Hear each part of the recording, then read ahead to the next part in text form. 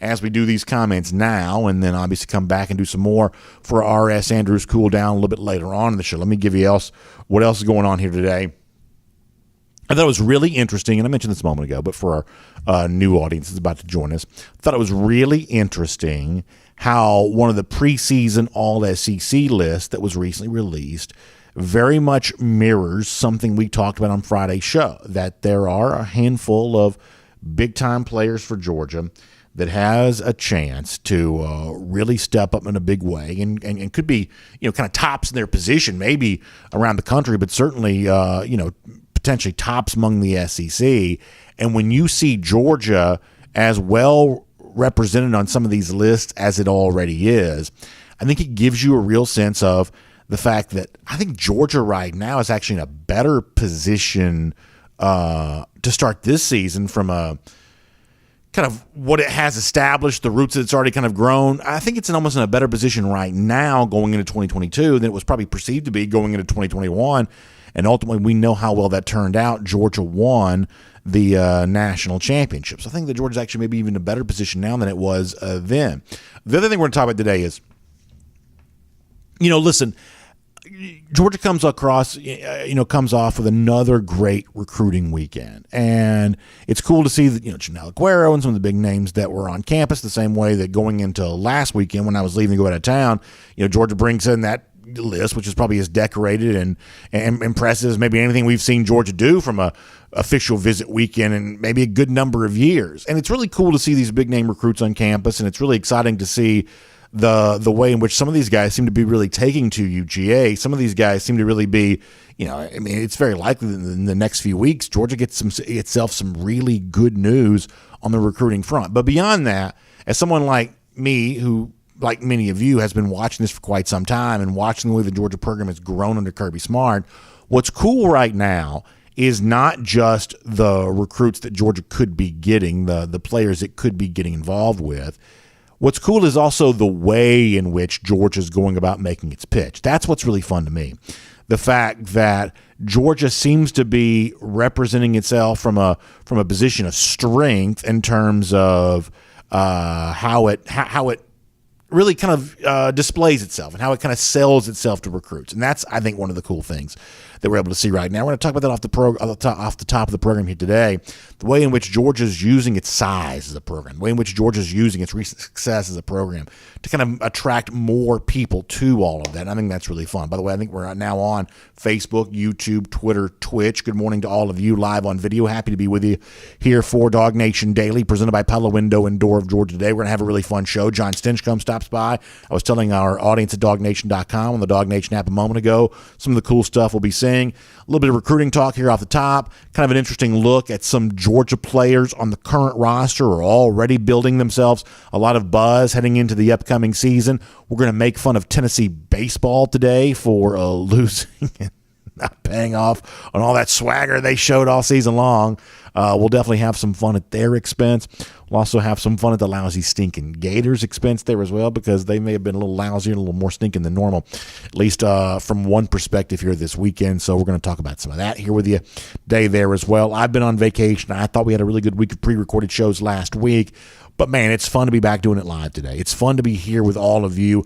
Can't wait to take your comments at the end today on the R.S. Andrews cool down. That's going to be really great to be a part of and just kind of find out what's been on your mind here over the course of these last few days. So let's settle in and enjoy it. It is DawgNation Daily, the daily podcast for Georgia Bulldogs fans. It's presented by Pella Window and Door of Georgia, and it begins right now. Today's episode of DawgNation Daily is brought to you by Pella Window and Door of Georgia, viewed to be the best.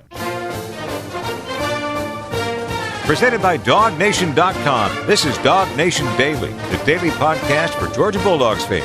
Here's your host, Brandon Adams. It is great to be back from vacation. I had a great week last week, and I love being back in this chair doing the thing that I enjoy doing as much as anything, which is sitting here talking to all of you as part of DawgNation Daily, presented by Pella Window and Door of Georgia. I love summer because of going to the beach and all the vacation stuff and things like that you do. And I will say this, that one of the other things that I have really enjoyed so much this summer, and I'll kind of make this quick and then turn this into Georgia football after that, but I have loved the way that everybody seems to be really gravitating towards this new Top Gun movie. I saw it myself a couple of weekends ago, and I loved it. The best that I can tell, if you use social media as your guide, which is about the best guide we have right now, is that everybody just seems to be really, really enjoying this. What is it? Rotten Tomatoes score like 90-something% or something like that. I mean, this is as close as we get to universal appreciation, universal approval. This Top Gun movie is just being embraced in a way that very few things in pop culture get universally, unanimously embraced anymore.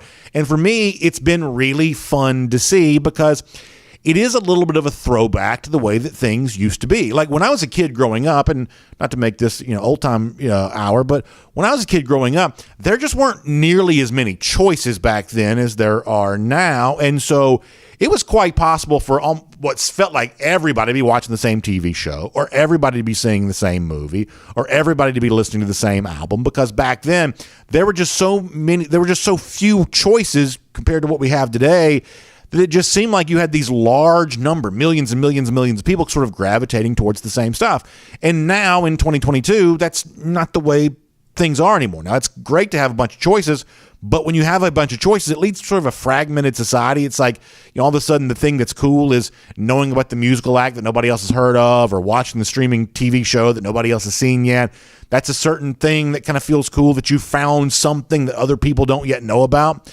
But to have this moment in 2022 when everybody kind of like is going back to movie theater and seeing the big movie, and everybody's kind of having the same shared experience, there's something about that really feels cool. It has felt good to be a part of something big. And there's no doubt that movie, big movie star Tom Cruise, big, budget, everything about that just sort of feels big, the way that a summer movie is supposed to feel. Now, my reason for saying that is, on vacation when I was there this past week, I got a similar vibe around Georgia football a little bit too. And maybe you experience this when you're traveling right now.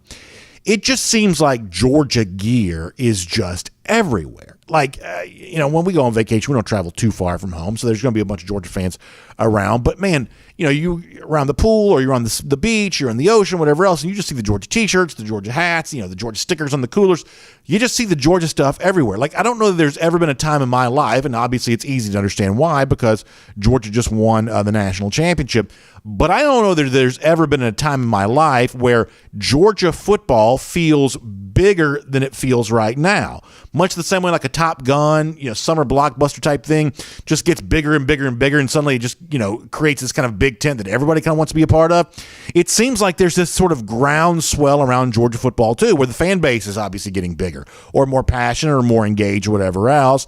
And that's creating, I would say, some kind of after effects for the program too. And some of that seems to be being utilized when it comes to Georgia's recruiting efforts there as well. It was kind of fun to watch. And I admittedly was kind of watching this from afar because I was out of town. And for the most part, I was pretty unplugged as I was on my vacation. But you're obviously aware that what kind of bookends the start and conclusion of my vacation were these great recruiting weekends for UGA.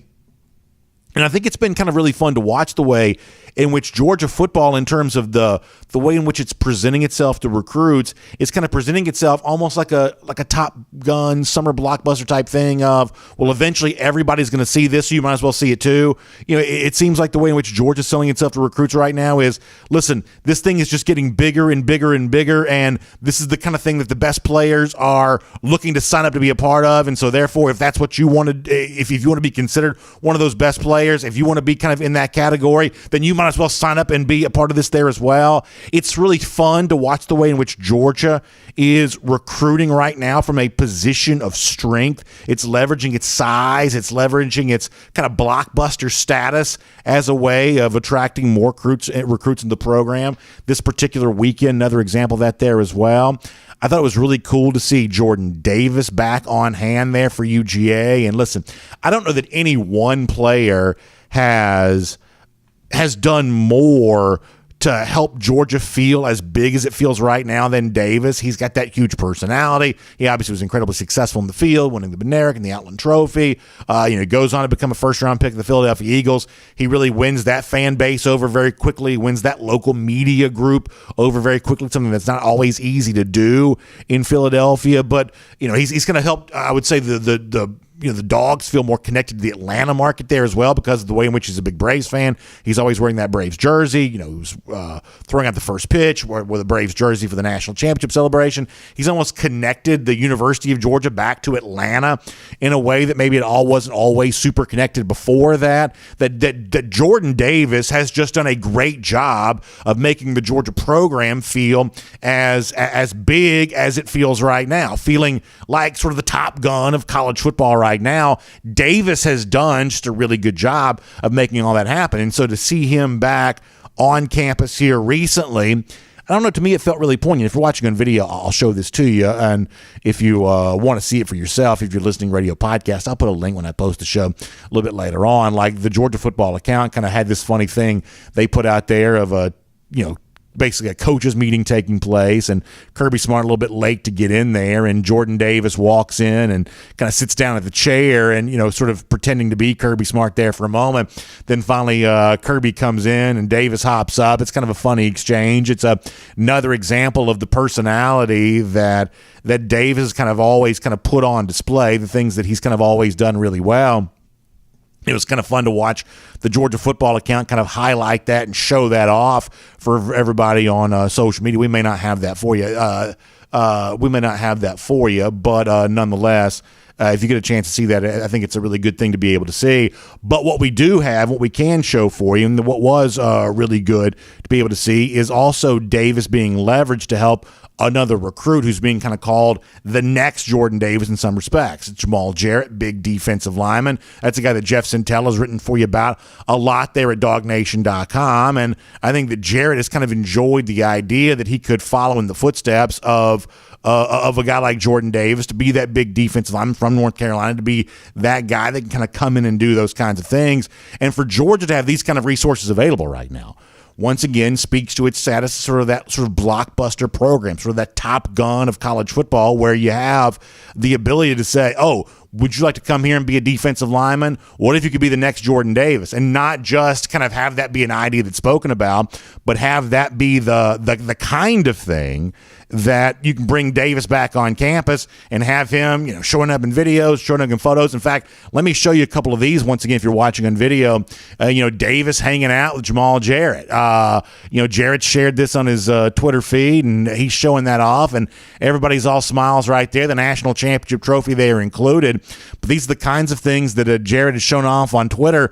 He's obviously very proud of the fact that Davis is back on campus to welcome him, that Davis and Jarrett are posing for those photos together. They obviously enjoy all that kind of stuff, and it just sort of speaks to the strength and the power that Georgia has from a recruiting standpoint, that it's able to do that now. And honestly, listen, as a Georgia fan, obviously we do this show for Georgia fans. I myself am a Georgia fan.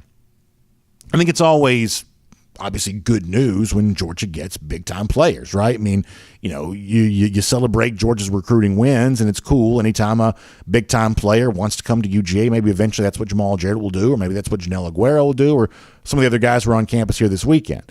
But I sort of find myself, now that Georgia under Kirby Smart has been at this for a little while, I sort of find myself kind of thinking about things beyond just which good players does Georgia get, and which guys does Georgia maybe miss out on. I sort of think about things beyond that a little bit. I sort of think about things along the lines of, what is the message that Georgia's trying to send through its recruiting efforts? What is the pitch here? How is Georgia recruiting itself here at the moment? And I think it's pretty cool as a Georgia fan to be able to say that Georgia really is recruiting from a position of strength here, that Georgia really is putting resources on display that not everybody can match. There are very few programs that, when a guy like Jarrett comes in, as he did this weekend, that can have a guy like Jordan Davis back on campus, recently minted first-round pick of the Philadelphia Eagles, a lot of hardware from this past season, the Outland Trophy, the Bednarik Trophy, and obviously a big part of it, what led to Georgia's national championship. There are very few programs that can put that on display. Beyond the cookie cake and the cool stuff in the hotel room and all the other things that go on there, to be able to have a guy like that back on campus, to be the human embodiment of what a guy like Jarrett wants to be, that's just the kind of blockbuster status that very few programs can truly attain. But Georgia was able to put that on display here this weekend. So to me, it was fun to see. It's fun to follow this stuff on social media. It's cool that the recruits themselves continue to share this kind of stuff on social media, and fun to think that Georgia kind of makes itself the obvious and irresistible choice here of players who want to be the next big thing will come to the program that's producing the big things. Come to the program that feels bigger than, I don't know, just about anything else in college football feels right now, and maybe bigger than the programs ever felt before. There is clearly a level of momentum right now for Georgia football that is seemingly unrivaled, and it has been used to great success to bring in a bunch of recruits who helped win a national championship, and now that snowball seems to be rolling even more of a program that all of a sudden starts to have that energy and that feel truly like one of those summer blockbuster type things where everybody seems to be enjoying it. Everybody seems to be want to be a part of it. The buzz is palpable right now, and if you're a Georgia fan, this is the kind of thing that you have waited a long time to be able to see. So I hope you enjoy it as much as you should. I'm Brandon Adams, and this is DawgNation Daily, the daily podcast for Georgia Bulldogs fans. We're presented today by Pella Window and Door of Georgia, and we're happy to be back with you no matter how you get to us today. Live on video, 9:45 for our First and 15, DawgNation.com, the DawgNation app. 10 a.m. after that, Facebook, YouTube, Twitter, Twitch. Happy to be with all of you on video. And, of course, with our podcast folks on the Apple Player, the Spotify, all the various podcast channels. Good to be with you there. And, of course, radio every day as well. 960 The Ref there in Athens. That's always a lot of fun. We're just happy to have you as a part of the program today. And a big thanks to our friends at Pella Window and Door of Georgia for making it all possible.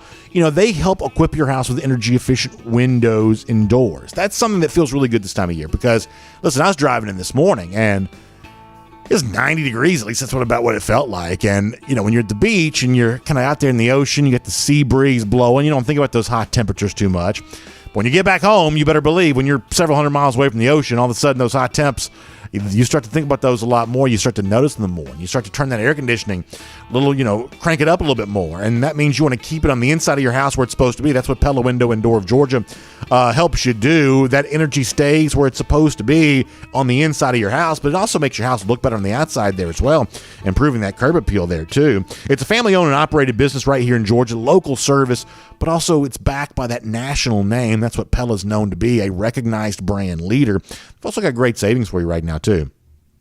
Between now and July 2nd, you can get 10% off your entire project or no payments, no interest for 12 months. Great stuff there from Pella Window and Door of Georgia, including some of the best warranties in the industry. And, of course, unparalleled service and great expertise. All of that is what Pella's famous for. So reach out to them. Online, the website, pellaofga.com/DawgNation. That's pellaofga.com/DawgNation. You can also give them a call, 678-638-1496. 678-638-1496. Pella Window and Door of Georgia is viewed to be the best. All right, we're going to get Jon Stinchcomb here in just a moment. Before we do that, though, I want to go around the doghouse here today, and it is assisted today by our friends at AAA. Now, if you want to go back in time here just for a moment. So on Friday's show, one of the things we talked about were the 6 Georgia players that we felt like at the end of the season had a realistic, reasonable argument to be made. They could be the best players at their position for the upcoming season. I'm talking the entire country. And the names that we mentioned, I thought it was really interesting to see. Of the 6 names that we mentioned, 5 of those also showed up recently on the Athlon Sports preseason All-SEC list. Now, listen, a lot of you know that I love the preseason magazines. I just enjoy those kinds of things. I kind of always have, sitting by the pool, doing what I do, being on vacation, reading the college football preseason magazines, just something I really enjoy doing. And of all the preseason magazines, I would say that Athlon might actually be my very favorite because I've known some of the Athlon guys for a while. These are real college football people. They're paying close attention to college football. Their opinion carries a little extra weight with me just because I know they're pretty plugged into the college football scene. And I think they're based out of Nashville, I believe. And so they're probably even more plugged in kind of the SEC scene. Obviously, if you want to sell magazines to college football fans, knowing a lot about the SEC is seemingly a prerequisite there because you're going to guess that more SEC fans are buying these magazines than maybe almost anybody else is. So the Athlon opinions kind of always carried a little extra weight with me. So I thought it was really interesting to see how much their preseason All-SEC list, which just came out a moment ago, a few days ago reflected pretty closely the list of 6 names that I had mentioned to you the other day. In fact, I think we may have this to show here of the preseason guys. So here are the ones from Athlon that made it. This is first team All SEC. They're second and third team. There's even more, but first team All SEC. You had 2 from the offense, Brock Bowers and Broderick Jones. You had 3 from the defense, Jalen Carter, Nolan Smith, and Keely Ringo. And as I said before, these are 5 of the 6 names that I also had for you going back to Friday of my list of guys that I thought could be best at their position in the entire country by the end of the year. We did not have Broderick Jones on that list the other day for us, but Athlon does have him as preseason first team All SEC. And I think the key takeaway here for you on this, I think it's pretty interesting, in that there are a lot of people who would say that this is a Georgia team this season that is due to take a step back after having won the national championship a year ago. But that kind of representation from a first-team All-SEC perspective would suggest that's just not really the case. That you're looking at what I would say is, on the basis of a list like that, a pretty balanced roster. Now, listen, there's going to be a lot of changing on some of these lists preseason to end of the season. There's some fluctuation that takes place there. But I think most people who follow college football pretty closely would say what Athlon shows there is actually a fairly representative snapshot of how most people feel about the situation right now going into the start of the season. And what you see from Georgia is a first-team level guy in all 3 levels of the defense. Carter along the defensive line, Nolan there at the linebacker spot, Keely Ringo in the defensive secondary, and 2 different names on offense, 1 there in the offensive line and 1 there kind of we'll count tight end among the skill position players. That reflects, I would say, a pretty balanced look at the Georgia roster right now. That this is much the same way a year ago. The word we've used before is kind of decentralized. That Georgia's success wasn't really built in the back of any one player. It was networked throughout the program so that you had major contributors, multiple names on defense, but also more than people realized there on the offensive side there as well. That Georgia was just never going to be debilitated by any one injury. Not that you'd ever wish for an injury to take place, or not that you certainly wouldn't be very disappointed if certain Georgia players got hurt. But Georgia did deal with injuries. You didn't have George Pickens for the most of last season. You didn't have Darnell Washington for a good portion of the season. You could go on and on about the number of injuries that Georgia dealt with, and yet there was enough program strength in other areas that Georgia was able to absorb those injuries.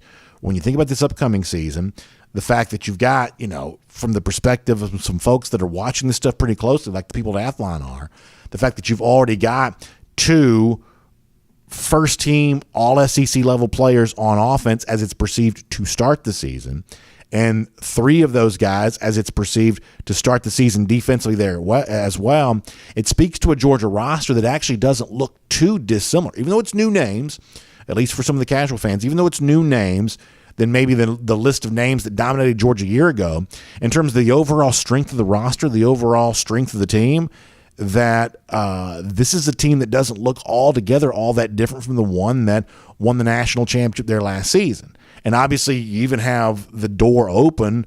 You even have some more room, maybe, for some other names to potentially emerge there. You heard us talk last Friday about Cedric Von Prawn, his chance of being in a discussion like that as maybe the top center in the country, and certainly maybe the guy that has a chance to be the top center in the SEC before it's all said and done. I think running backs like Kenny McIntosh and Kendall Milton are going to have their chance to be a part of that discussion. We think a wide receiver like A.D. Mitchell could potentially be a part of that discussion as well. Maybe an Arian Smith or somebody like that there too. That Georgia actually probably, from a perception standpoint, probably starts a little ahead of where it was last year. That national championships, great team success, is built because of a large collection of elite, high-level players, high-end players playing that way. Recognized as first-round picks, recognized as first-team All-SEC type players. Georgia had a lot of those last season. Those names emerged during the year, and that's what helped Georgia enjoy the team success that it did.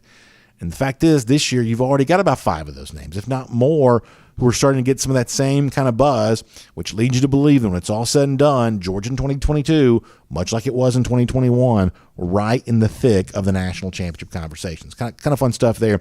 It's around the doghouse, and it is assisted today by our friends at AAA. And, of course, you think about AAA, you think about legendary roadside assistance. I enjoy that as I'm traveling around, going to the beach and doing things like that. But AAA also wants you to think about them for more than just that. They want to be able to provide you things like home insurance there as well. And if you don't think home insurance when you think AAA, it's time to reconsider because of all the options, all the great features and benefits that AAA has for you. Because did you know that with AAA, with home insurance, you can qualify for their disappearing deductible? How cool does that sound? It means you can reduce your deductible by $50 for every policy year you go claim free, up to $500. It's just one of the many options that are offered for you by our friends at AAA. So if you go to AAA.com/home insurance, you can see all the options that are available to you. So here's the way you can get in touch. You can give them a call, 833-718-2075. That's 833-718-2075. Or, as I said before, AAA.com/home insurance. You can find an agent near you, and you can learn about all the great options available when you get your home insurance through AAA, including the disappearing deductible. Now, this also gives me a chance to do my disclaimer voice. I'll tell you that coverage is subject to all policy terms, conditions, and exclusions and limitations, discounts and savings opportunities subject to eligibility requirements. Subject also to underwriting requirements and insurance underwritten by Member Select Insurance Company and non-affiliated insurance companies. Copyright 2022, the Auto Club Group, all rights reserved. All right. So before we're done, fun stuff at the expense of the Tennessee Vols, whose baseball team had an embarrassing exit from the NCAA baseball tournament, losing the Super Regional in Notre Dame. We'll have some fun with that. Also, some folks are kind of mocking Florida a little bit today. We'll tell you why. We'll have an update on Arch Manning there, too. So we'll cover a lot of ground before we're all said and done here today. But on a Monday, also a great chance for us to talk to our buddy Jon Stinchcomb. We haven't done this live in a little while, but it's good to be able to do it today. It is Jon Stinchcomb here on DawgNation Daily, presented by Pella Window and Door of Georgia. Hope he and all of you are doing great today. From Athens and across the SEC or wherever the recruiting trail may lead, here's a DawgNation.com insider. Great time to be able to talk to Jon Stinchcomb here on DawgNation Daily, presented by Pella Window and Door of Georgia. I'm fresh off vacation. Jon hopefully is enjoying his summer there too. Jon, thanks for spending a little bit of time with us here today. And as I said before, I hope you are enjoying your summer so far. It sounds like you getting back from the beach, you are as well. Yeah, no doubt about that. Very much so.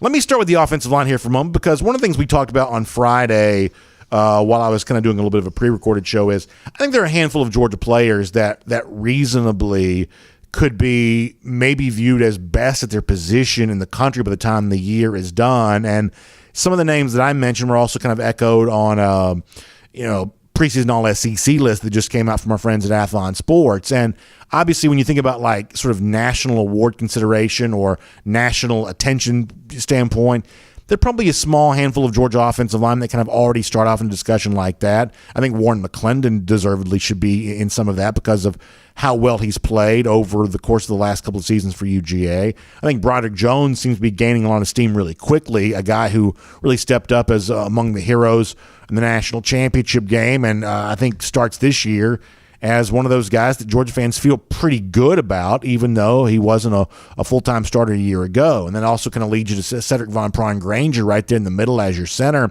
a guy that was not Athlon's first-team All-SEC center, but a guy who I think could very much be in that spot by the end of the year. Jon, you know the offensive line position obviously as well as anybody could because of how well you played that spot yourself during your time at UGA. How good do you think this offensive line can be right now? And I ask this knowing that I think you thought the offensive line from a year ago was probably pretty good. But how good do you think this group can be here for this upcoming season? Yeah, I think this offensive line is on the same page as this overall offensive unit. I think their ceiling is probably higher than what it was a year ago, which is saying something considering Jamari Sawyer and Justin Schaefer and the number of guys that have gone on to the NFL. But I think the big picture is you're looking at a high ceiling. We may have lost Jon. Did we lose him? Yeah. So is he there?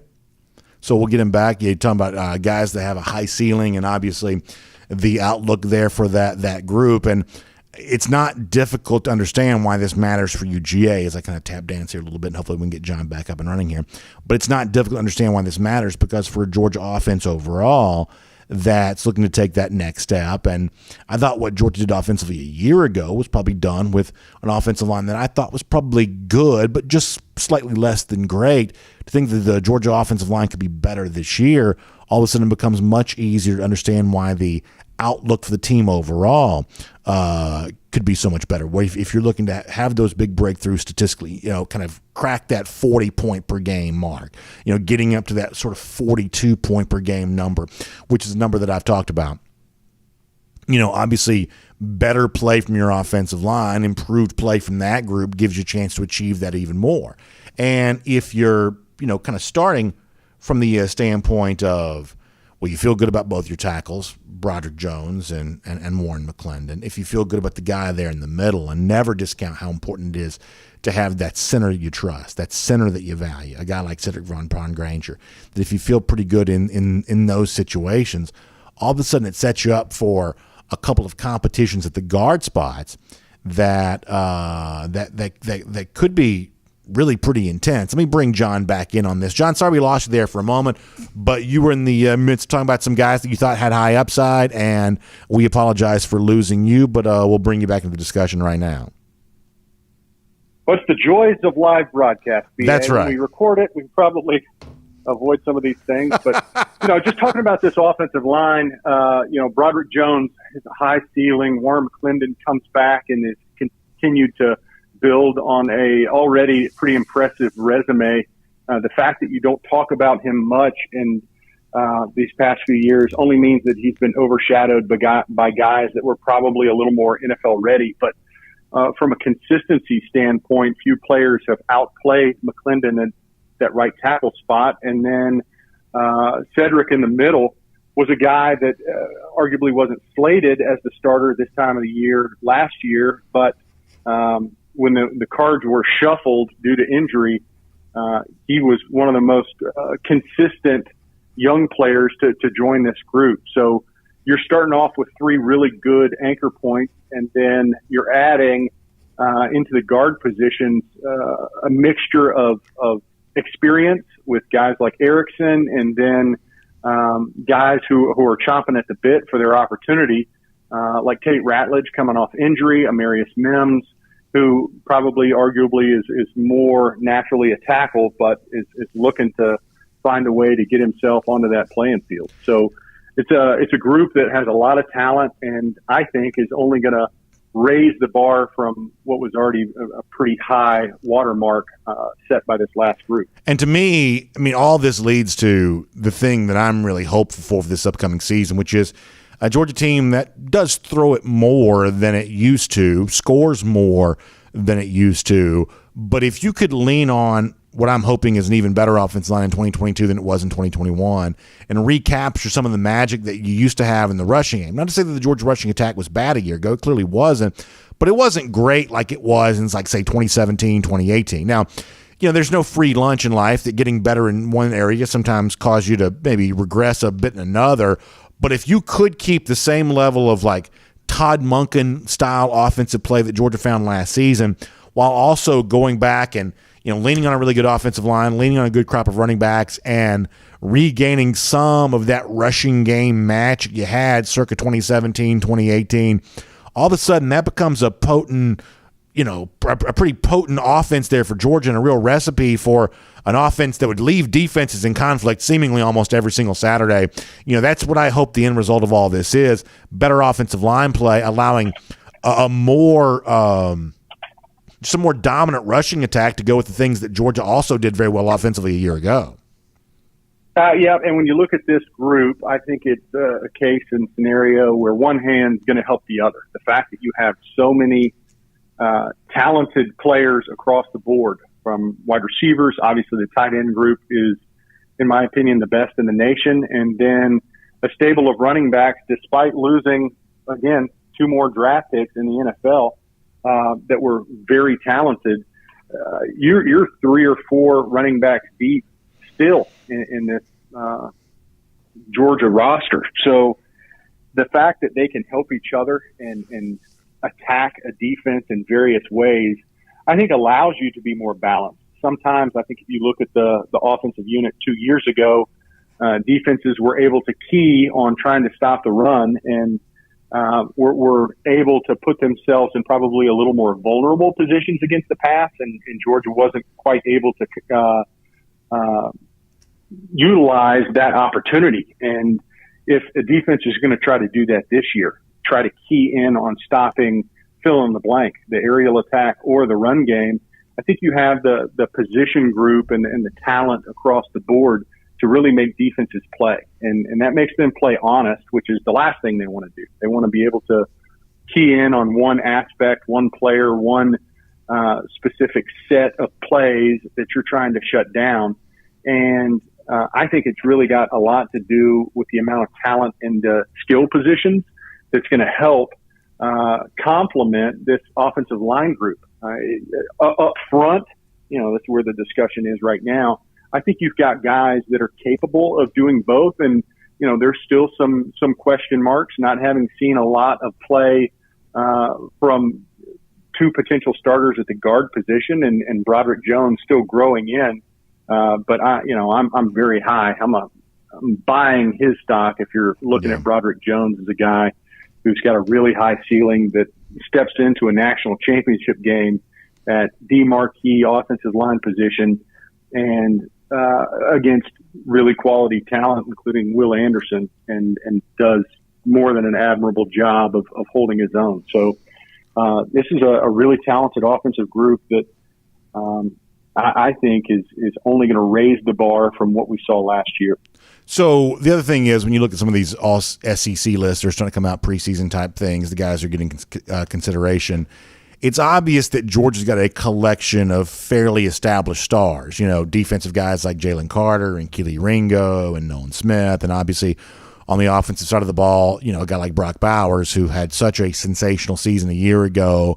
And John, it becomes very easy as a fan to get a little greedy here and say, "Wow, could you just find a couple of more? Could you find a guy like, say, Jamon Dumas-Johnson to break out at the inside linebacker spot and give you a similar level of play to what you think you're going to get from the Carters and the Nolans and the Keeleys? Or, if an Eric Gilbert were to step up a little bit like Bowers did a year ago, or if it was one of your running backs that we talked about a moment ago, or, wide receiver like A.D. Mitchell." I mean, Johnny, it certainly seems like that Georgia, which is already, pretty heavily entrenched in the mix of the national championship conversation, if you can find one or two more names, like one or two more breakout stars to go along with what you think are your established stars, then this really could be special all over again for UGA here this year. And I don't think it's a huge stretch of the imagination for how you'd have to get there.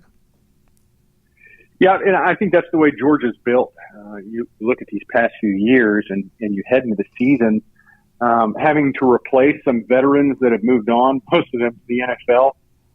But yet you've got such a strong roster that you feel pretty confident with the guys that you're going to have to entrust the transition to. And this year is no different. I mean, whether it's due to a historic draft and NFL quality players that Georgia is trying to replace, or the fact that, if we're going to be honest with each other, the one area that Georgia probably hasn't won this year is in the transfer portal. I mean, we were able to save Amarius Mims, but specifically in the secondary and really across the board, there's been more attrition there than addition. And that just means that the talent that replaces the players that have left is going to have to come from in-house. And I think that's where Georgia's done an outstanding job of recruiting, and also for the players that they have been able to retain, getting them ready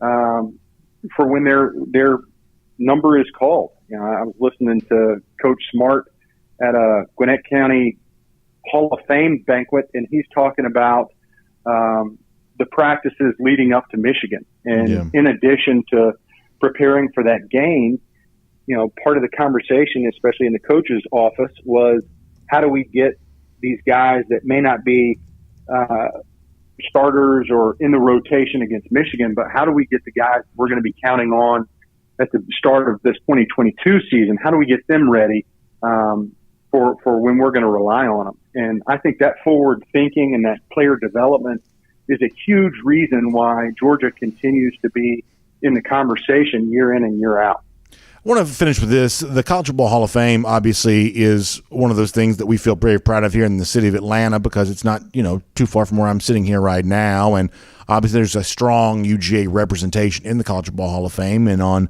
the new ballot, we're seeing the name Garrison Hurst, who obviously is a player that I have very fond memories of when I was growing up as a great running back at UGA. And for the first time also, former Georgia coach Mark Richt there as well. And, John, I'll be honest with you, the College Football Hall of Fame is also a little weird, too, in terms of sometimes guys make it, and you're like, how is that guy not already in the College Football Hall of Fame? There's a little bit of a weird thing for, like, who is in and who is not in the College Football Hall of Fame. It doesn't always make complete sense to me, but I obviously get really excited when I think about, a guy like Richt getting this kind of consideration just because of the kind of career that he had at UGA, which I think is really important. I think Richt is a very important part of Georgia's football history, although it is going to be obscured some because of the fact that Georgia's now won a national championship after that. But I don't think the Richt years should be forgotten. In fact, I know that was a big part of your football life there as well.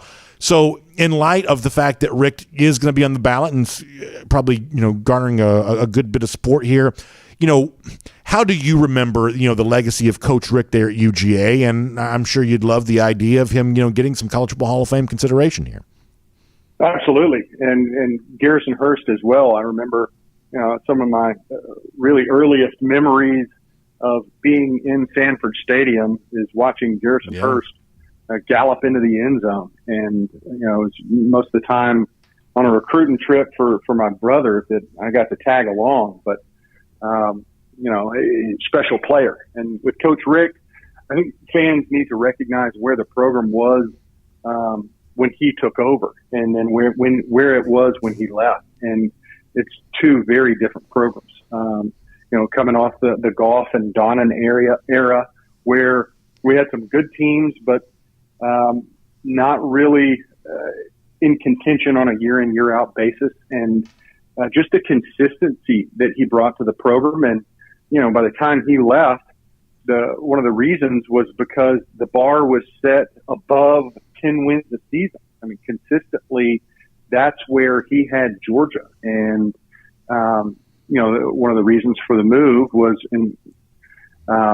because of the amount of turnover at the coordinator spots and potentially yet another one. Was it going to be 3 or 4 defensive coordinators every year that seemed to happen along with offensive coordinators? And despite that turnover, the powers that be said, you know what, I think although we appreciate what Coach Richt has done, we can move it a step further. And to get to that point, I think Coach Richt deserves that credit of saying he developed and cultivated a culture and an identity and a program that the expectation was not just 10 wins, but championships. And he certainly had his opportunities and maybe 2 more yards away from having a national championship trophy under his belt. But when you look at the scope of work that Coach Richt put in and that of College Football Hall of Fame coaches, his name is very deserving of that accreditation and recognition. So before we let you go, you brought up something I think is kind of interesting. So did you go to games as a fan when you were a kid, John? And you mentioned, going recruiting visits with your brother, who's a little older than you are. Obviously, folks know Matt Stinchcomb. But before that, as just a fan sitting in the stands, how much of that did you do growing up? No, we were too busy playing. Yeah. I mean, I'd much rather be playing football than watching it as a kid. So we spent most of our weekends growing up in the backyard or in a neighbor's yard playing football. So it really wasn't until Matt started being recruited that we actually went to games. But, I grew up a Georgia fan, and it would be on in the house, but we weren't in the house that much. We were always outside playing. What was it like for you when you finally did start going to the stadiums and, the loud crowds, the big atmospheres, the things like that? Was that something that, that you were just immediately drawn to, or, I mean, how much were you impacted by the fact that, okay, so you've been kind of playing football in the backyard of the rec leagues, things like that, obviously, great high school careers, and now taking that next step up and getting that college attention. Your brother got it first, and then you got it after that. What was it like when you finally did start getting immersed in some of that, on campus, in stadium type atmosphere?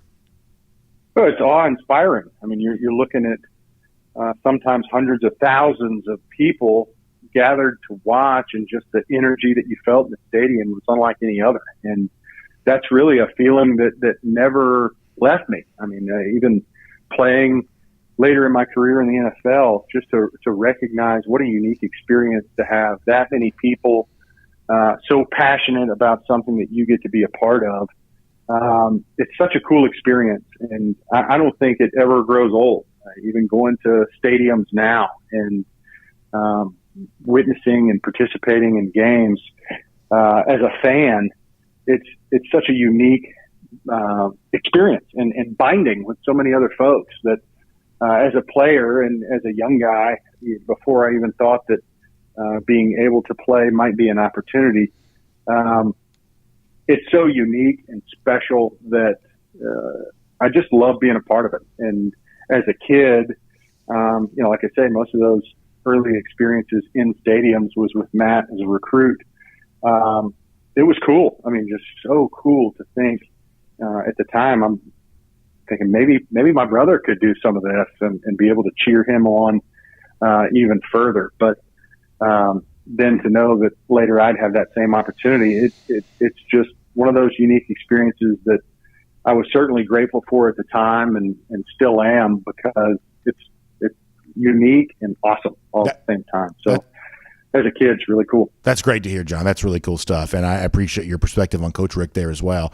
Thank you so much for being here with us today on DawgNation Daily, presented by Pella Window and Door of Georgia. We'll look forward to talking to you some more. We're getting close to the start of the season. It's going to be here before you know it. So, John, we appreciate you helping us pass the time.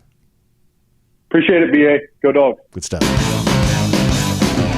Let's take a look around the rest of the league. This is SEC Through. So a couple things that John brings up there in relationship to Coach Richt and, kind of his, legacy era there at UGA. And obviously Coach Richt continues to be in our prayers there as well, as he's, admirably battling against Parkinson's disease. That's obviously, sad news when we found out that that's what he was going to have to deal with. But, man, he handles this with the dignity and class that seemingly he handles everything else with, and I know that's not an easy thing, but Coach Richt certainly he just does it seemingly in an admirable way all the time, even through difficult circumstances. So he continues to be in our prayers. I know many of you feel the same way.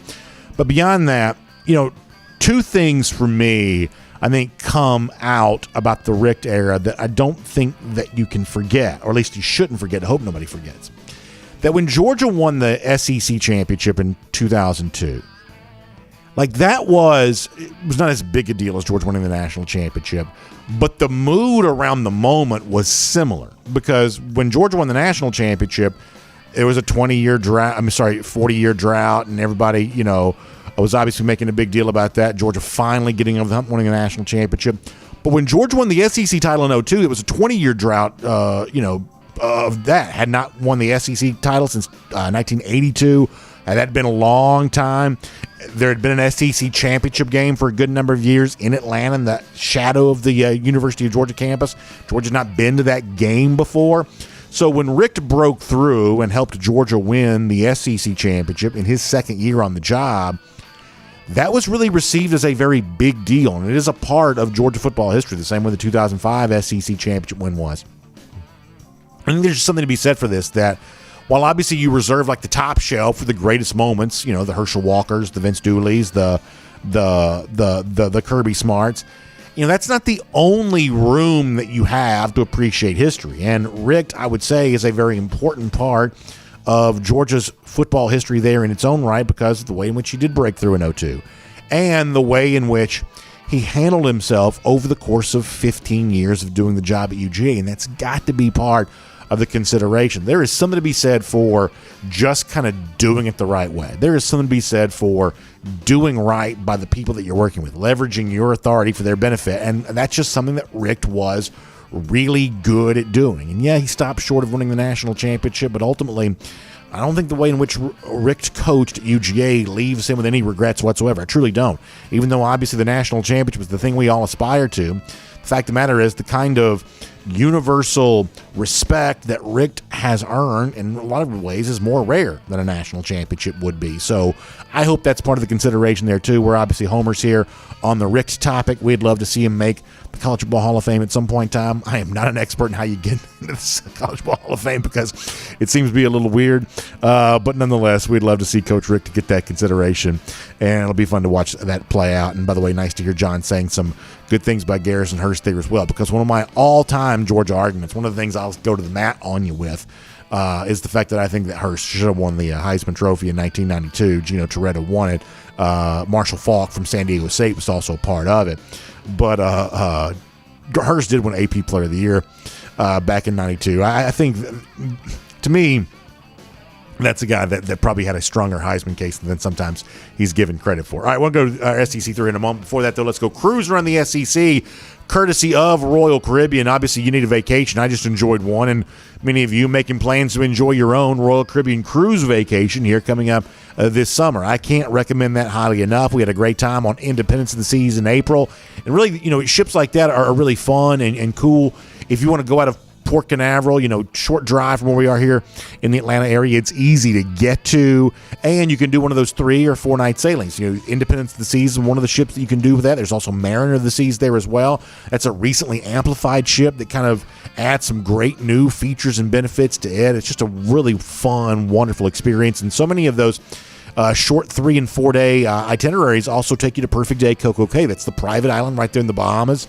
This is one of the coolest things I think you can ever do. It's probably the single most enjoyable day you probably ever have in a vacation type sense. You get the thrill side with the water park, the tallest water slide in North America. You get the chill side, largest freshwater pool in the Bahamas, and you got great food while you're there, beautiful views of the surrounding beach. You got a helium balloon, take you 400 feet in the air. It's just a really wonderful experience.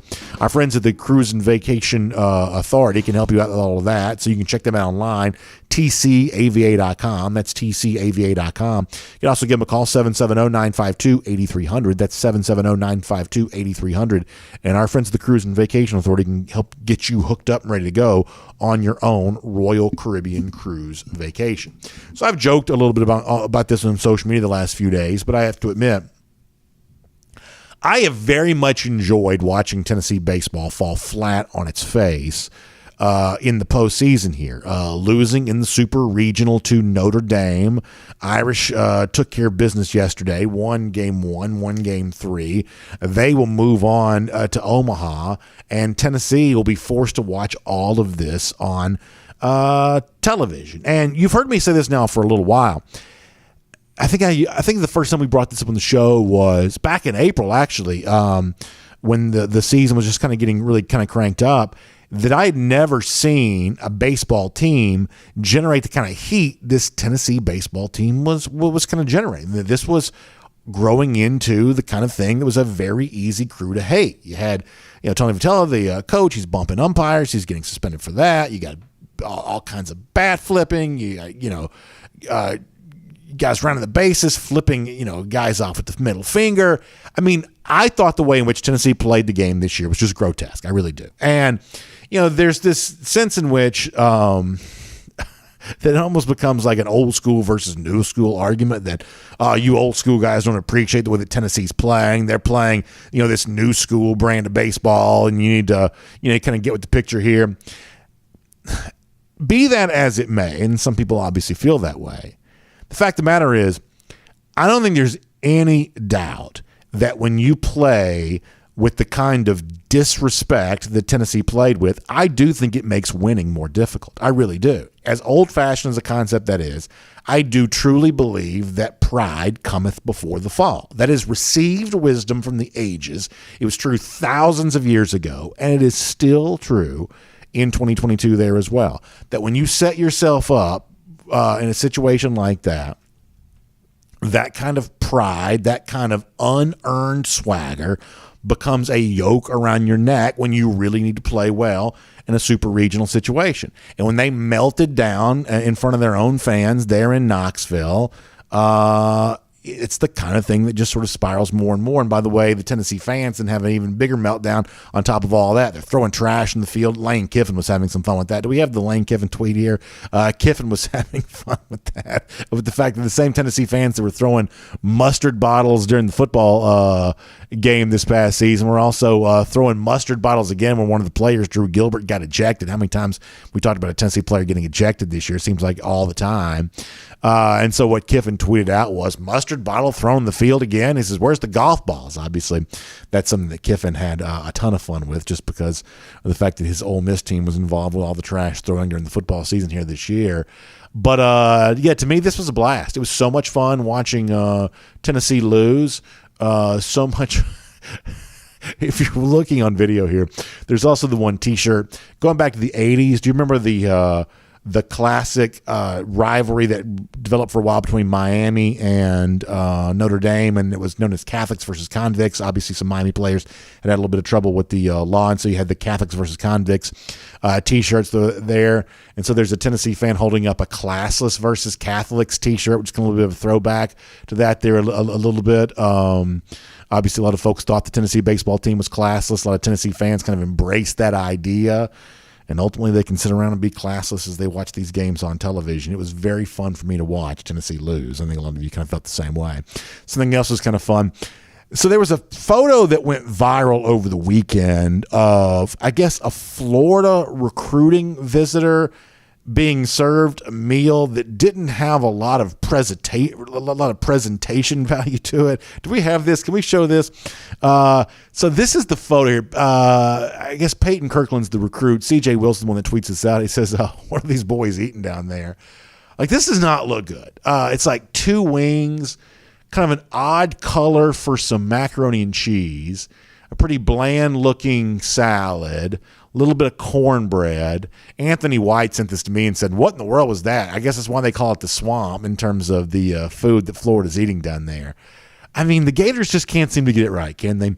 Even with Billy Napier, you got a little bit of food going on here that does not exactly look, certainly befitting. We talked before about Georgia kind of recruiting from a position of strength and kind of feeling like this big Hollywood blockbuster program with these recruiting visits. You got guys there eating great. By comparison, I'm not quite so sure what the Florida folks are enjoying there. A pretty odd photo coming out of Gainesville to be sure there on that. A couple other things I want to point out to you. So Lincoln Riley has been making the rounds lately. He was interviewed by both ESPN and CBS here within the last week alone. And in the article with Dennis Dodd, CBS Sports, tries very hard to make it clear that no, he didn't leave Oklahoma because he was afraid of the SEC, or choose not to take the LSU money because he was afraid of the SEC, that he wants to go to USC, and he feels like they have unparalleled resources. In fact, another interview he talked about before about how every time he made the playoff with Oklahoma, he always had no better than the 3rd best roster in the playoff, essentially saying he had no chance to win.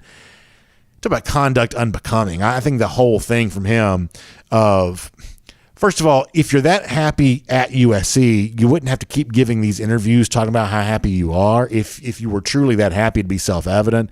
And if you really are at a program that's positioned to better win more so than Oklahoma is right now, I think there might be more evidence to point that out. Now, you bring your quarterback Caleb Williams over and you go out and transfer portal, you get Jordan Addison, the wide receiver. But the spring game alone, I mean, there were 30,000 people at the USC spring game. There's a full house, 70-something thousand to see the debut of Brent Venables there at Oklahoma. Given the fact that Riley's had so little success against the SEC, I think it makes it hard to have folks believe that he really was all that excited about being a coach in the SEC. So he runs way out there to L.A. at USC, and they'll generate some buzz. They'll get Colin Cowherd talking about them, but ultimately we don't think that USC is set up to win at all. Now, Riley's going to be really rich and really well paid, but in terms of having the kind of success that an SEC coach would be demanded to have, we think being way out there in USC and L.A. for Riley, far removed from that may be a better fit from his personality overall. But interesting to see him talking about that some. And then finally, Arch Manning, who obviously 2 weekends ago took his visit to UGA, and by all accounts, that seemed to go really well. Also took his visit to Alabama here this weekend. Weird in the fact they've already got a quarterback commit for the class of 2023, Eli Holstein, but Arch Manning still went to Tuscaloosa. There he is wearing the Alabama uniform. is there anything that Alabama won't try to copy Georgia on? We've seen the all-white Georgia uniforms get a lot of attention here on social media. And there's Arch Manning wearing the all-white Alabama uniform during his recruiting visit there to Tuscaloosa. For those of you watching on video, you see that. He's obviously got his visit coming up to Texas there as well. So the Manning tour continues. And I don't know if you're Eli Holstein, how do you even feel about this?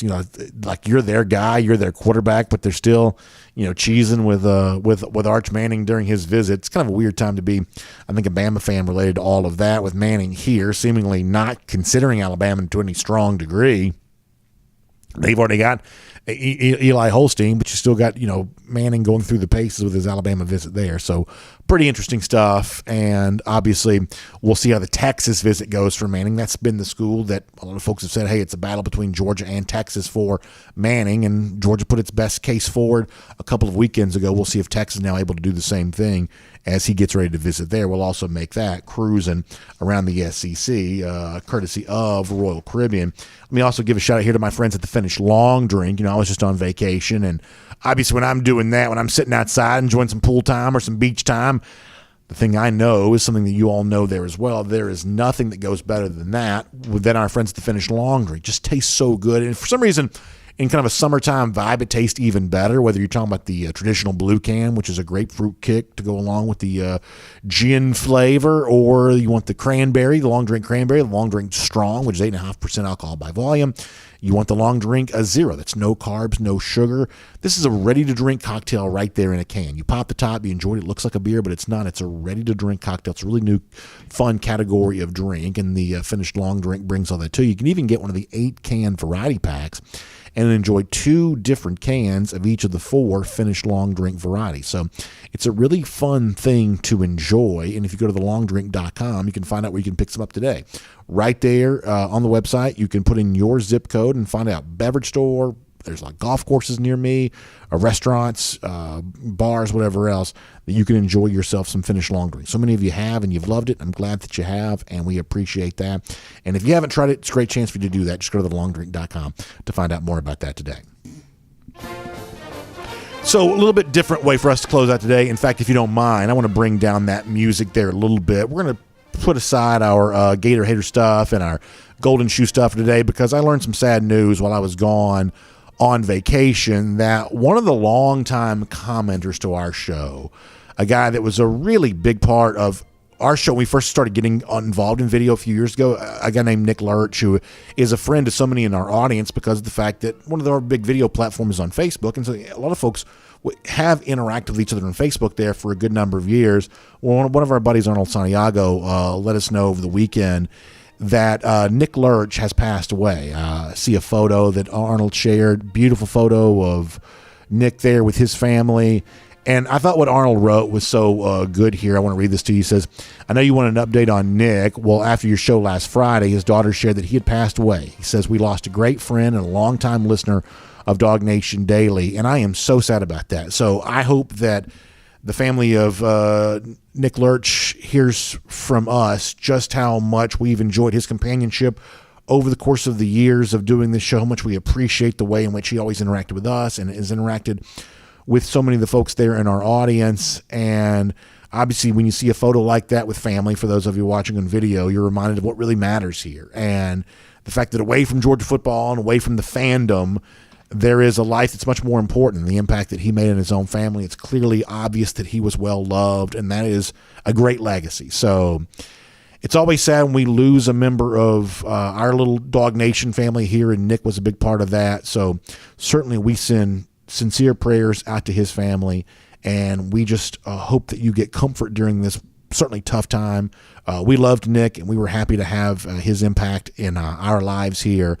And we will continue to pray for all of you. And so just wanted to say that as we close out today in honor of Nick Lurch passing. We just wanted to celebrate his life for a moment here at the end of this show. So thanks so much to all of you for being here on DawgNation Daily, presented by Pella Window in Door of Georgia. And we'll look forward to seeing you again tomorrow. And on video, time now for the R.S. Andrews cool down. No easy transition off of that, but this is what we do, right? We get to know each other, and we celebrate good times, and we kind of hopefully are there for each other during bad times there as well. And over the course of years, we've been doing this long enough now, and the audience gets big enough that we have lost, some friends of ours in the audience here. And Nick was a name that I very much recognize and grew very fond of seeing his comments. And I know many of you knew him very well. I'm not always super active, in terms of my own sort of Facebook habits, but many of you, share these conversations with each other on a regular basis about what's going on in your life there on Facebook and things like that. And I'm happy that you do that with each other. And I'm so really honored to think that, this show has become a vehicle for some of you guys to get to know each other better. And obviously when someone like Nick passes away, we do think about that. We do, feel sadness over that. So we will obviously keep that in mind. And thank you to Arnold for making me aware of that. And obviously for all of you who knew Nick, we are so sorry for your loss there on that. And I guess with that in mind, I'll go to Facebook here for a few comments here off the top here today. And for those of you who are kind of, just kind of getting going with us here today, it is great to be back from vacation. I am so happy to be sitting in this chair again, so happy to be talking to all of you about Georgia football. That's a really fun thing to be able to do. And there's the Jordan Davis thing we were talking about from off the top of the show. Pretty good stuff. First of all, how much do you love seeing relaxed summer version of Kirby here, by the way? It's really good. Davis sitting right there in the chair there. That's good stuff. That's really good stuff. Fun stuff. And I don't know, man, Davis got a great personality. He's a great salesman for Georgia football for sure. Linton Bubba West checking in to say glad to have me back. I appreciate that. Thank you so much. Kent Holcomb says, so happy to see my dogs just reloading every year now, and that'll keep us in the natty hunt each season. Yeah, it's a great time to be a Georgia fan, Kent. I agree with you on that. It is a great time to be a Georgia fan for sure. Let's see what else. Clarence Dawson or in Chile, David Johnson. A lot of folks checking in here right now. Miriam Corbin checks in to say, hated to hear about Nick. Remember, he was at our first DawgNation Daily Tailgate. I remember that very well, Miriam. I do. He says, without him, we couldn't have pulled that off. That's right. So when was that before the start of the 2018 season? Is that when that was, Miriam? It was organized to have that great event, and Nick was a big part of that. Met him there that day, hung out there at the varsity parking lot before the start of, I think some of the years kind of run together, but I believe it was before the start of the 2018 season. Am I right about that? I still have the hat that y'all had made. That's one of my great collectibles that I've held on to since my time of doing this. And so, Miriam, I'm glad that you brought that back to mind. Anthony White, thanks for the kind words there. Phil Rogers there too. Hugh Nash also remembering, those great times there as well. For sure. Bill Sanders says we also know that Tennessee baseball lost yesterday because Williams and Mechie were injured. I wouldn't be surprised if there's some excuses like that being conjured up here there too. I also saw somebody put this on Twitter. It's sort of become a meme now. It's like the Crypt and the Blood, like gang members, and they're like united together. It's like a photo that's been shared a million times. Somebody had put an Alabama hat and an Auburn hat, that they were Alabama fans and Auburn fans were united in cheering against Tennessee baseball. This is one of those things that I think that we've all kind of united around, is the notion that it's just kind of fun to cheer against this Tennessee team. So from that standpoint, I guess making themselves into a villain and leaning into that role made it more entertaining for us. I think a lot of times in sports, when I don't have my team in it, I am more interested in cheering against certain teams than I am cheering for a team. I think a lot of times, I go into NBA playoffs or NFL playoffs or something like that, thinking I don't really care who wins. I just want this team to lose. Bill Belichick, the Patriots, a lot of times have been that kind of team, or some of the old Lakers teams I sort of felt that way about. And I think Tennessee baseball kind of occupied that for us here the last couple of weeks, which was really pretty fun. Really pretty fun, especially since they just fizzled out. Chad Buchanan referencing to being watch around that noon time today. That's when there's a chance that Georgia could be getting some good news, we've heard. Former, or I should say a current Penn State offensive line commit's been thought to maybe be in the mix here for UGA. We'll find out more about that.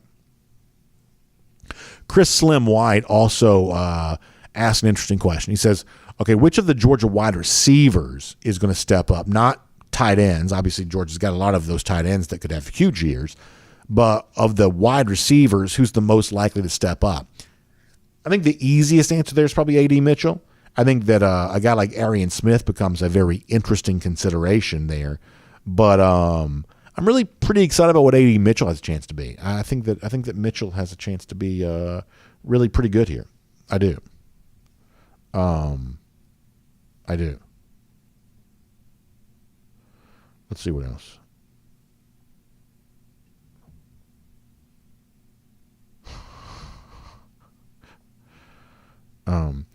Joseph Kennedy says that Vols fans are already turning their back on Vitello.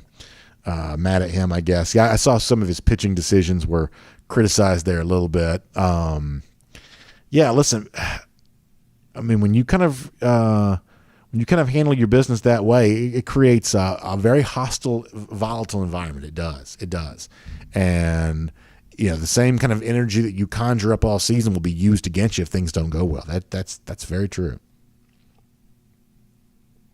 Astro UGA checks in to say, first of all, he says, welcome back to me, which I appreciate. He says, I took my daughter to UGA for a student tour. She loved Georgia and Athens.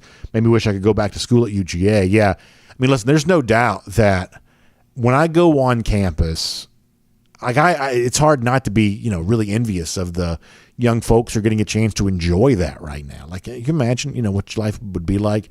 Athens is obviously more beautiful than it's probably ever been, and the opportunities for a lot of these students they're just more robust than they've ever been. I mean, that'd be a great experience knowing that you were on the forefront of maybe being able to start a career as a student there at UGA. That is truly a very special experience for those lucky enough to get a chance to enjoy that.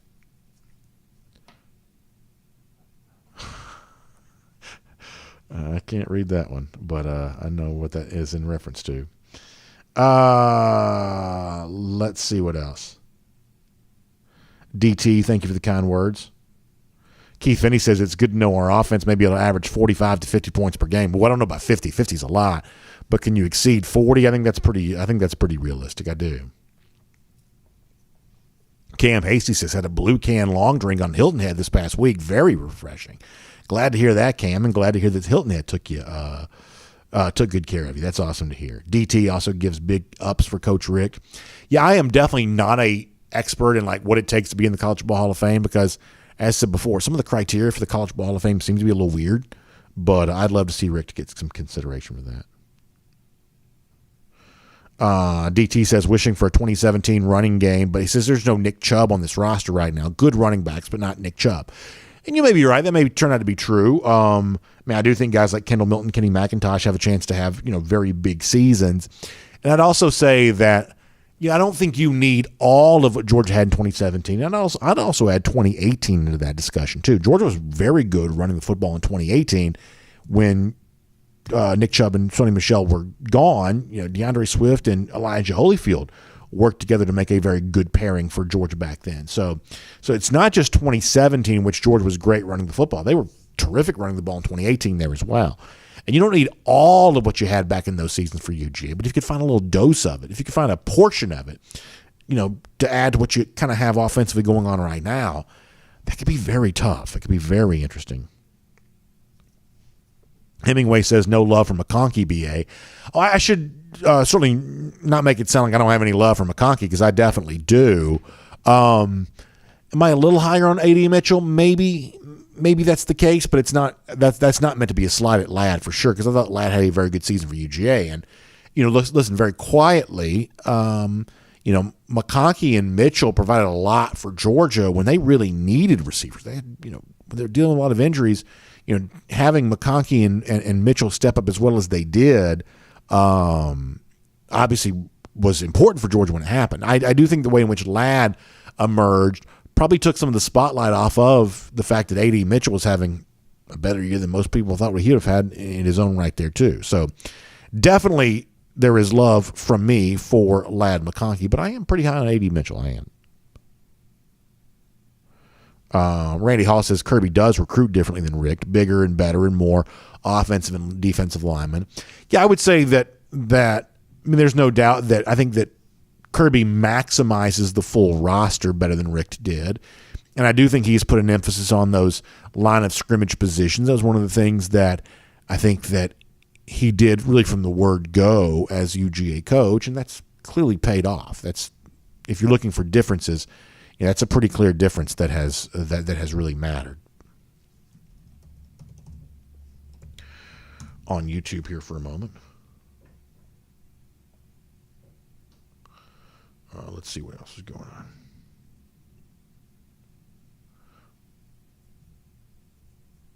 Hold on. Here we go. On YouTube. Frank Patterson says, Coach Richt danced on the Gators in the end zone. That alone should give him the Hall of Fame. I like the idea of that. Jerry Dogfan said, did Dajon Edwards transfer? Have you seen him play? No love for Edwards. We've given plenty of love to Dajon Edwards now. Listen, you can't be talking about every single person simultaneously. But, I mean, I'd put our attention on Dajon Edwards this spring up against anybody's. I do. But, yeah, we're big Dajon Edwards fans around here, and I feel like we've given him his just rewards. I mean, I do think that as it stands right now, McIntosh and Milton are slated to get more carries than Edwards is. We said after G-Day that we think that Edwards probably puts himself in a category of being more than just the number 3 running back, but still Milton and McIntosh are probably ahead of him. Wouldn't you agree with that? I think that's probably the case. Foster Moss says, I look rejuvenated. I'm glad to hear that, Foster. Thank you very much. I feel rejuvenated. Frank Patterson says, while on vacation, did you see the tweet from Big O about the upcoming season? No. What did he say? I'd love to see that. Because, listen, I mean, Darnell's one of those guys. I think there was some wishful thinking on the part of some Georgia rivals that maybe he wasn't going to be fully bought in, that he was maybe looking to jump ship. I think there was some hope that might be the case, at least if you're not a Georgia fan anyway. If he is feeling very excited and very bought in about what's happening at UGA, that could be bad news for the rest of the college football world.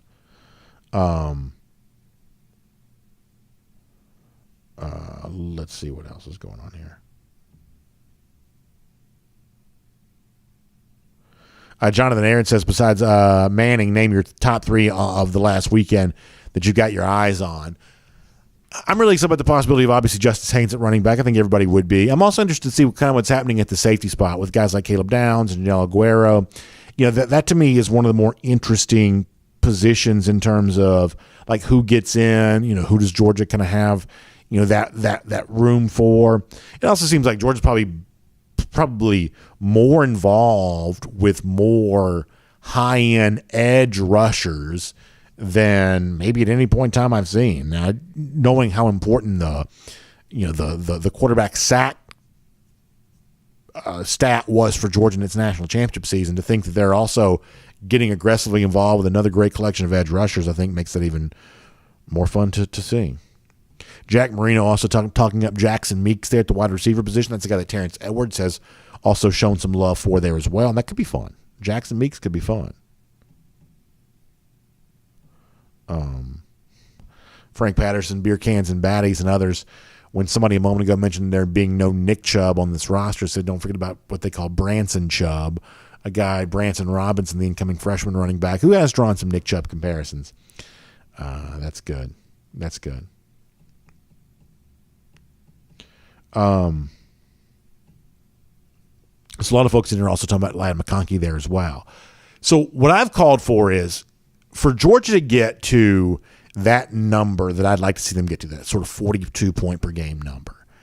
I feel like that you've got to have next step for Brock Bowers, getting him to that 1,000 yard, and you got to find another guy to get you into that sort of like 800-ish yard total. Can you find another guy to give you something similar to what Bowers gave you last year? So if you look at, let me pull this up for a second. So if you look at what Georgia had a year ago, so McConkey was at 447 a year ago, and Mitchell was at 426. McConkey had 5 touchdowns. Mitchell had 4. Obviously, Mitchell's touchdown in the national championship game, certainly the famous one here. So is it fair to say, because I guess I was saying this, that Mitchell was more in line to be that big breakout guy than McConkey? Is it fair to say that, given the fact that McConkey did have better numbers, at least slightly better numbers a year ago? Although Mitchell did average slightly more per catch. But they're really, really pretty similar across the board. You know what? I may take the L on this. Maybe I'm not giving McConkey enough credit. Based on those numbers, maybe I'm not. I still sort of instinctively kind of lean the direction of A.D. Mitchell there. Maybe I'm not giving McConkey enough credit. There's no real obvious argument why he wouldn't be in sort of the same conversation as Mitchell, other than the fact that Mitchell stepped up big in the big game. Chase White said that play was funny. Yeah, it was pretty funny. Pretty funny and not good looking. I mean, listen, if I was a recruit, the food would be so important to me on these official visits. Now, my obsession with food is one of the reasons why I probably wouldn't ever be an elite recruit. But if I was, being fed well would be really, really important. Can you imagine going on a visit to Florida and you get like that sort of like bland beige food? Ugh, that'd be rough. That'd be rough. Jonathan Aaron says, is mustard a part of every Tennessee fan's outfit? It seems like it is. It's like those overalls that have about 80 different pockets in them, or like the little loop that you keep your hammer in. They have like a little loop that they just keep their mustard bottle in. They can just pull that thing out and throw it whenever they need to. Seems like that's about the case. It does. Roger Prezioso mentioning CM Punk. Do we have an AEW conversation in the comment section here? Is that where that's coming from?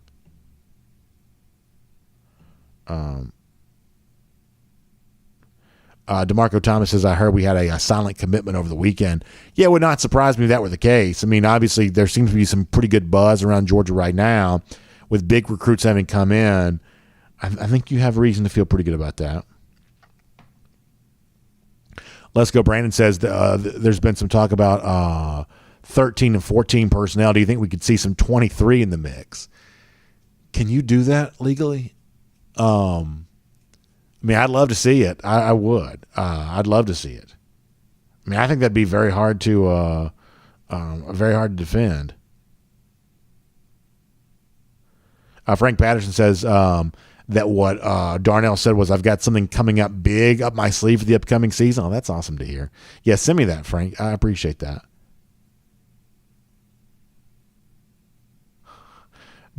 Yeah, Johnny, we've got no more time off planned for the near future. No more time off. First of all, thank you for being here today, but we've got no time off planned coming up in the near future. Jay Scheib says, do you consider watching Glow a guilty pleasure? Is Glow still a thing? Is that the Gorgeous Ladies of Wrestling? Is that what that is? Is that still a thing? Is that the one they made the series about? Was it on Stars or something like that? I never saw that. I never saw that. Stuart Nick says, we will see new formations and plays with 3 and 4 tight ends in the field at the same time. More than one back could average 100 yards per game behind those guys. A lot of sweeps on the far side and running behind tight ends. Plus, here's the other thing that the smart NFL teams do. They'll put 2 tight ends in the field and they'll throw out of that.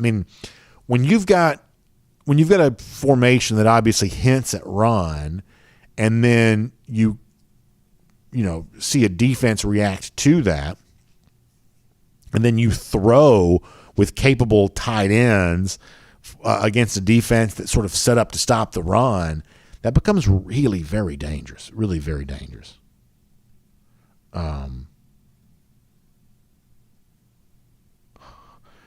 Darth checks in to say, do you think Kirby secretly hates the white uniforms, or does he actually wear a set to sleep at night? I need answers. So here's what I don't really know the answer to. Is Georgia the only team that does this? Some of y'all know more about some of these recruiting photos than I probably do. Do other teams have recruiting photos in uniforms the team doesn't actually wear? I mean, does that happen? Does Alabama? I don't think Alabama does that, right? A lot of teams have a bunch of alternate uniforms, so maybe they don't need to. Like, is there any other team out there? And I'm asking this seriously. I'm not even saying it's a bad thing. It's just to me, it's just kind of a weird thing that Georgia has a lot of recruits wearing uniforms that Georgia does not have any intention of wearing during a game. Like, I don't know. Is Georgia the only team that does that? And as I said before, it doesn't necessarily mean it's bad if they do, but it just sort of adds to the weirdness of it. William Perry asking about a summer event plan like we did at Callaway a couple of years ago. I don't know that we're going to be able to do that this year, but I'd like to. But at this point in time, we've probably got a little bit of a full dance card. See, the problem is like when it comes to these events, all I have to do is show up. It's the people behind the scenes that have to work and logistically plan them. And I believe that we've maximized our logistical capabilities with some of the other things we've done recently. Chase White says, I've noticed that we never use those combos. I think he's talking about the uniforms. I don't even think Georgia owns a full set of them. I really don't. I think they only have them. It's sort of like, you ever go to Six Flags and you take the picture like wearing the Old West costumes? I think that Georgia's just got like a little closet of just enough of those uniforms for recruits to take pictures with. I don't even think they have 85 of them. I don't think. Let's see what else.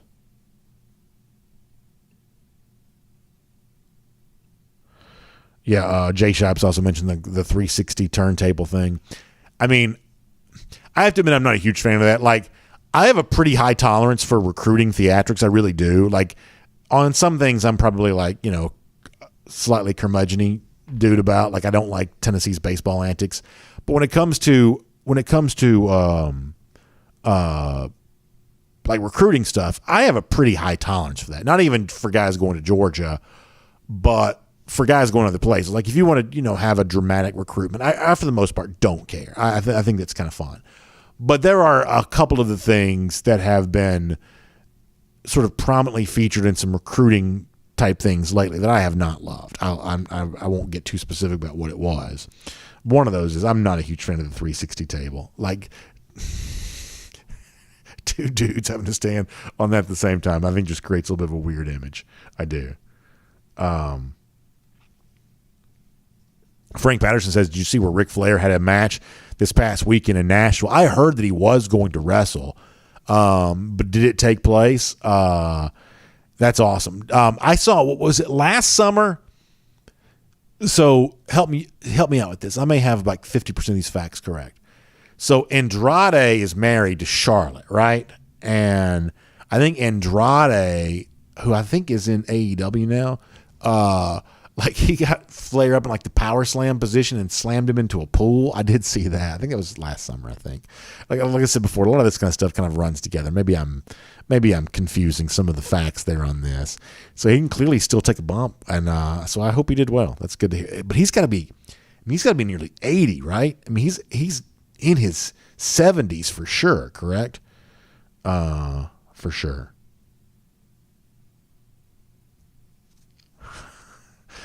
Cousin Eddie says, when will we hear about some actual commitments? Yeah, I don't know the answer to that. I mean, I guess Georgia's supposed to maybe get one today. That's what the online chatter suggests. But in terms of the guys who just visited this past weekend or the last 2 weekends, the real high-profile names, I'm not quite sure on that. I'm not.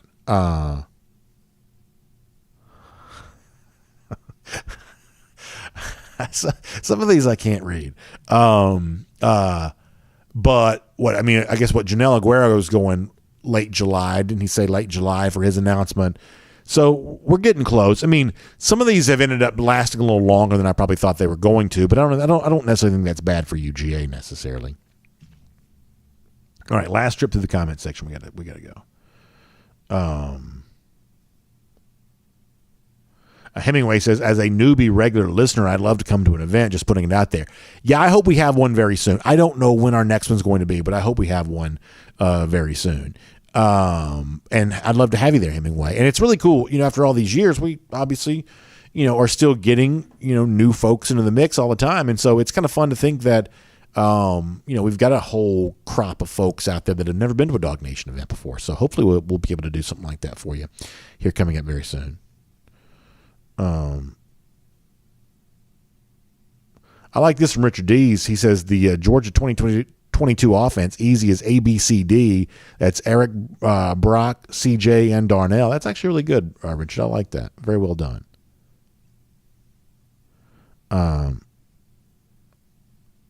Hemingway also says the truth is I think the second 18 play from Bennett to Mitchell was the play that most brought home the national title. There's a strong case to be made for that.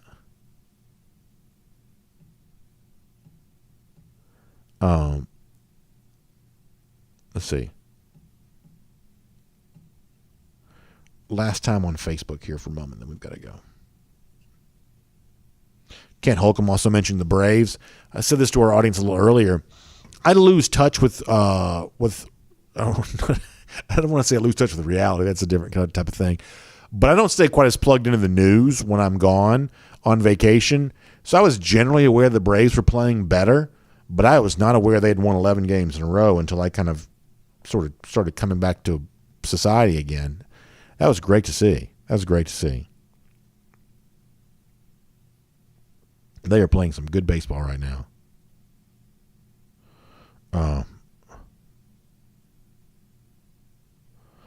Let's see what else.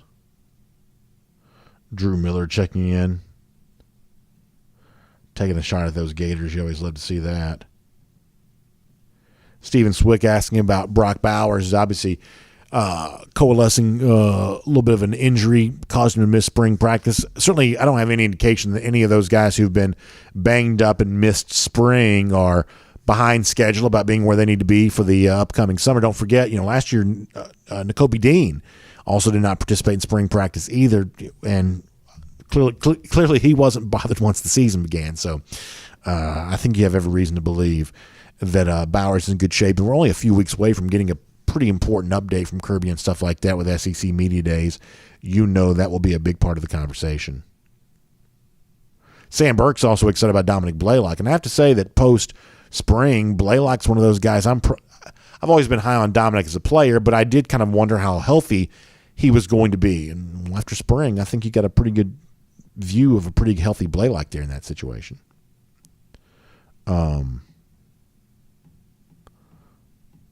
Miriam was also talking about maybe having some sort of dinner around the SEC Media Days. It's not a bad idea. That's not a bad idea at all. It's a good idea.